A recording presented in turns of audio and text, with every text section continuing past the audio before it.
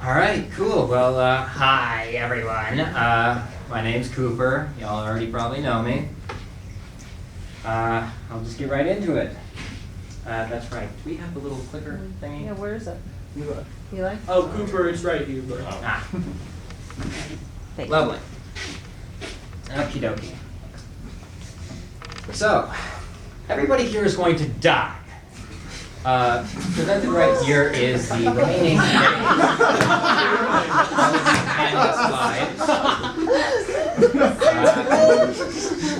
It's a real shame that Kyle isn't here.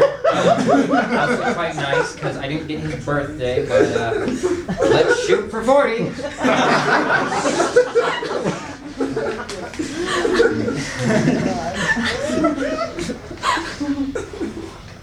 So, my question, which is not posted outside, is how best can we achieve eternal life via the use of technology? Which, as I said, might be a bit of a surprise because that's probably not what you all came here to hear, and because it hasn't really been asked before. So, my old question, funnily enough, it died halfway through my senior thesis production. And so, going into my new question, it's important to understand what I mean when I say eternal life. In this case, I mean life without death, which might be a bit of a duh statement to most of you. But what I mean here is the fight against age, against senescence, against natural causes. Without the big words, life, good. Death, bad. So that second half, technology. Technology. Yeah, of course the audio never works, but technology.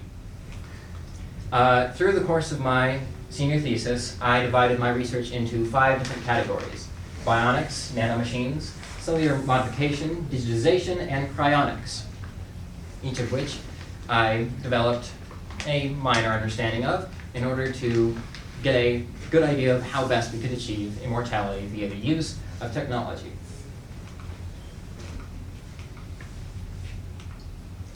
First on that list is bionics.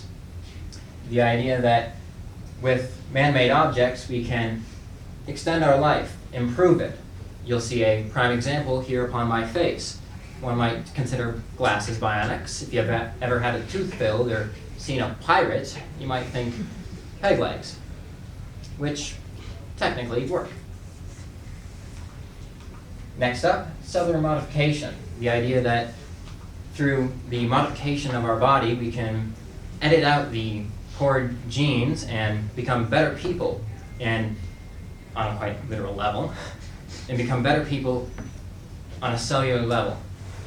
Additionally, there's a small breed of jellyfish at the very bottom of the ocean that undergoes a kind of rebirth and doesn't experience senescence, aging. If we could potentially harness that biological process and integrate it into humans, we could become immortal with the help of a little jellyfish. Next up, cryonics, best explained through the TV show Futurama, where main character Fry gets frozen and is awoken several thousand years later in the future. The same idea applies, where through artificial temperature and maintenance, we can pause and kind of skip through life and wake up in a new age.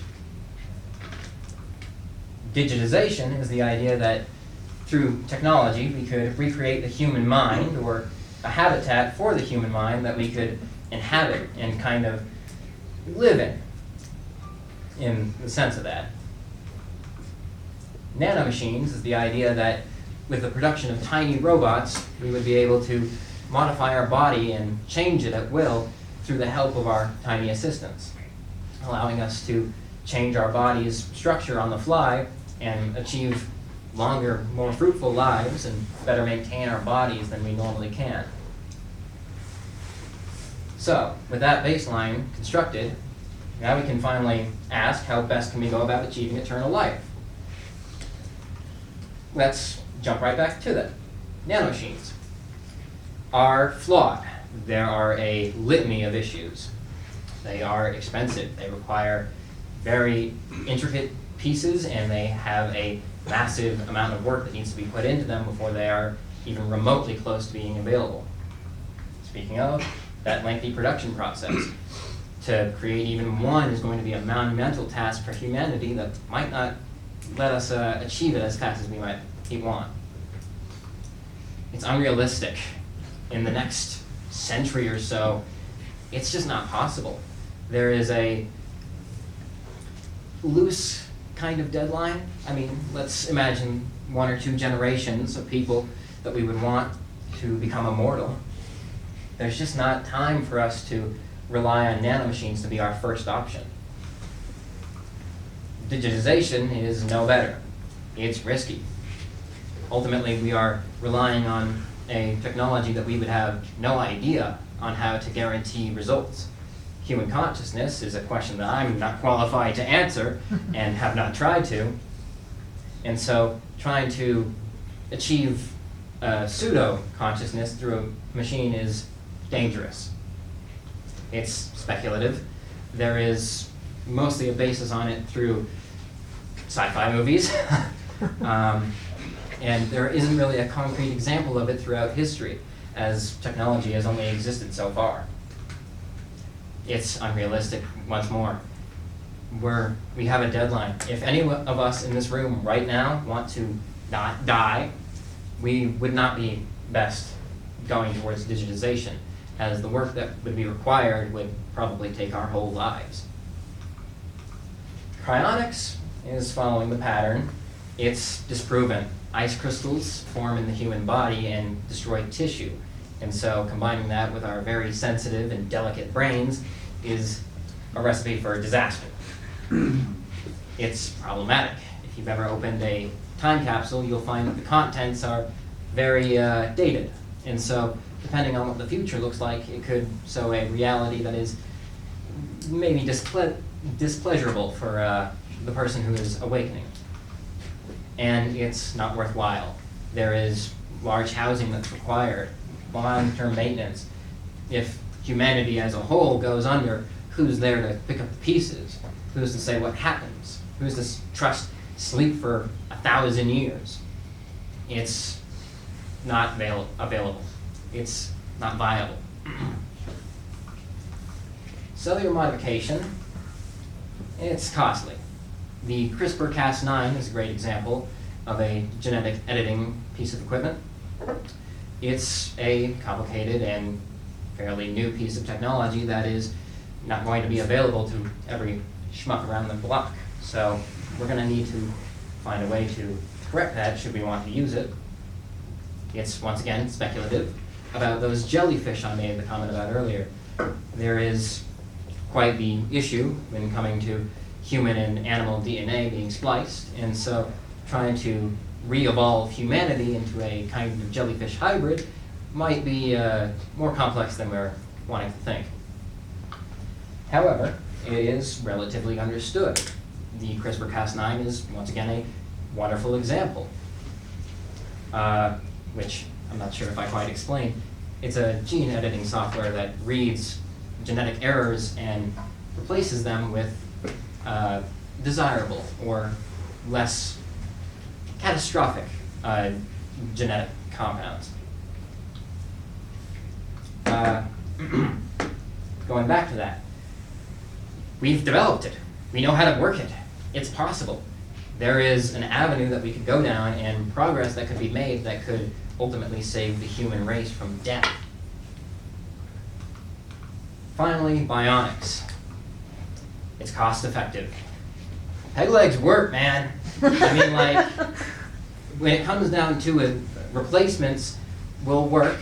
Upgrades are a matter of time, and as time progresses, we will develop better bionics, and there will be a improvement to life as a whole. And so, ultimately, the efficiency of our production will make these things available to everybody. It's proven. Throughout history, you'll find that said peg legs have appeared throughout all cultures. It's a universal kind of acceptance. Glasses. I see you, Grayson. I see you, Pierce. And they're all around us. People have pacemakers. My mother uses an oxygen machine. It's all around us. And finally, it's now. It's all around us. It's here. It's now. We have real solutions that are being proposed and being worked on and developed as we speak. So clearly, bionics is the winner. It's our best avenue to go down. It's our best option. Why? I mean, what does that mean for us, for random people who more or less don't really care? Well, for one, we can see a new reality coming to fruition right now. These are to break up the monotony, but Neil Harbison is a real person. And Neil was born completely colorblind. And that antenna is bolted into the back of his skull and vibrates at certain frequencies to communicate color to his brain. And so with his bionic, he's gone on to become a musician and a famous artist who uses color to convey messages that we can't understand, but he reads perfectly. And so there is a kind of beauty in bionics that could be explored further, and should we develop these technologies and integrate them into our lives, we could see a, well, cyberpunk future of regular, everyday cyborgs walking among us, living better lives. We could see the eradication of diseases. We could see people who are no longer affected by disabilities, the removal of them from the gene pool entirely. Why should you care about that? Why does that matter? Is death not something that we should inherently cling on to? And is there not some poetic justice that we should still cling on to keep us human? Well, that's a great question. I tried to answer it, and you know how that went. So to that, I instead ask you that question. Is immortality plausible? It's not about if it's possible or not. It's about what you want. And personally, me, I don't like dying all that much, so I think I agree with my message, but the rest is up to you. Thank you.